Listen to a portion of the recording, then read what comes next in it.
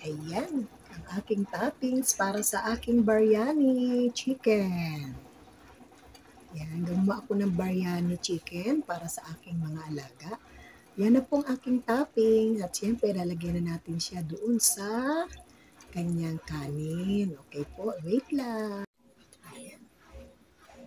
Sana po natin ang ating paglagay ng kanyang... Yan, nilagyan ko muna ng konting mantika. Kasi dito ko na siya iin-inin ng ating biryani rice.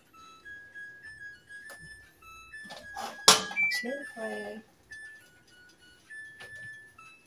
ilagay natin ang kanyang kanin. Sinala ko yung kanin para hindi po siya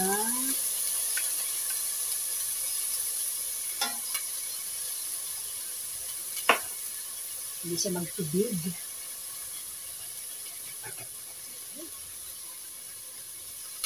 Kalat-kalat natin ang kanin para naging pantay ang kanyang lasa.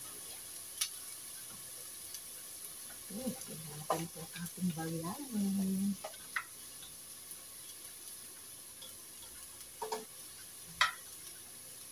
Nilagyan ko siya ng konting sauce para yung lasa manunuot mamaya doon sa kanyang kanin.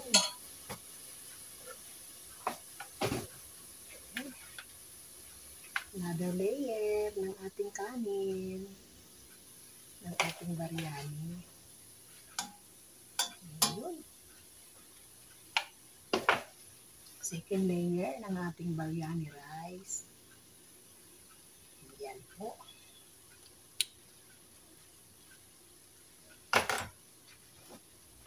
Siyempre, ilalagay natin itong pangalawang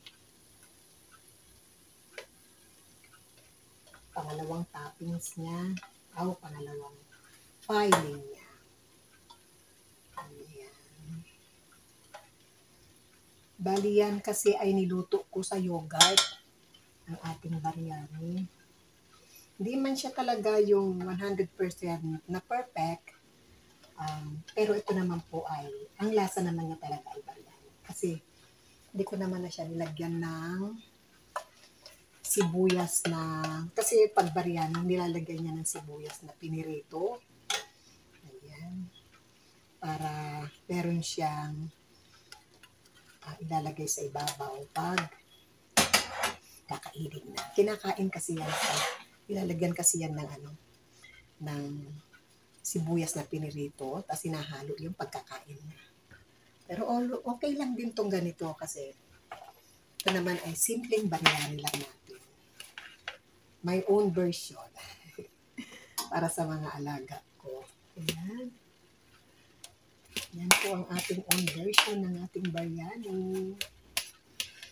Sinala ko siya kasi yung tubig, yung kanin kasi, nilaga ko muna siya ng konti. Nilaga ko siya. Tapos, ilaga ko siya, pagkalaga ko sa kanya, ng mahalagihay lang. At saka ko naman siya, pinabayaan mo ng tumulo para at paano, wala siyang excess na tubig doon sa ating rice. At syempre, ilalagay natin yung tinatawag nilang saffron para magkakulay ang ating kanin. Ayan. Ayan. Salain natin. So, dapat sinasala siya para para magkakulay siya. Ayan. Ayan. Bali mamaya, ang kulay niyan, hindi naman siya talagang yellowish, pero mamaya magkakakulay siya. Yan. Yan yung i-in ko muna ng mga 10 minutes, and then pagtapos nun, lalagay ko na siya sa lalagyan para nakaready na pagdating ng aking mga alaga. Dali lang po ang ating biryani rice. Yan.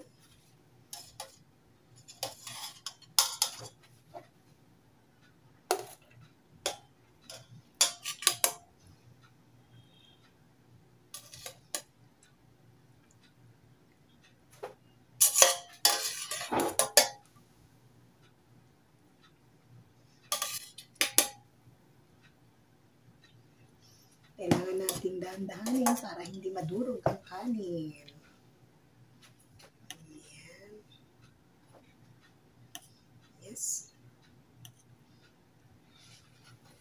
Simpleng biryani lang naman ito. Hindi naman ito talagang yung talagang napakasarap. Yan, simpleng biryani lang yan. Yan, ang ating biryani for today. Yan na po ang ating biryani. Yan. Ang mga manok niya nandun sa loob. Yan, ang ating biryani rice. Yan, dali lang. Ayusin natin ulit.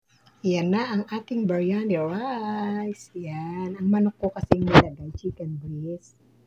Kaya, sa akala ninyo, walang manok yan. Meron yan, pero maliliit lang yung hiwa niya na yan. Oh. Ayaw kasi ng mga bata yung whole chicken at hihiwain. Ayaw nilang kumain ng may buto. Kaya ang ginawa ko, chicken breast na lang. Yan, ang ating biryani for today. Yan. Yan po. Siyempre, yung ating kanin nagdilaw kasi nilagyan natin kanina ng saffron. Yung nilalagay nila sa kanilang inumin na Arabic coffee. Ayan. Thank you sa mga manunood. Ayan. Mega love shoutout sa inyong lahat. Salamat po. Ingat. Bye-bye. Ayan. God bless everyone. Thank you.